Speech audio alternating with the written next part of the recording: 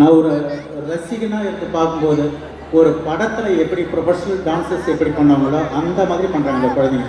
அவ்வளோ அழகாக அந்த அந்த கேமராவில் மட்டும் எடுத்து அந்த நம்ம வந்து லொக்கேஷன் செட் பண்ணி நம்ம எடுத்துருந்தா அந்த ஒரு அப்படியே படத்துக்கே இது யூஸ் பண்ணலாம். அந்த அளவுக்கு அவ்வளோ அழகாக அந்த சின்ன சின்ன குழந்தைங்க அவ்வளோ அழகாக செய்தாங்க. ட்ரெஸ்ஸு அதுக்கேற்ற மாதிரி பாட்டுக்கு ஏற்ற வகையில் அந்த ட்ரெஸ் அமைஞ்சிருக்குது.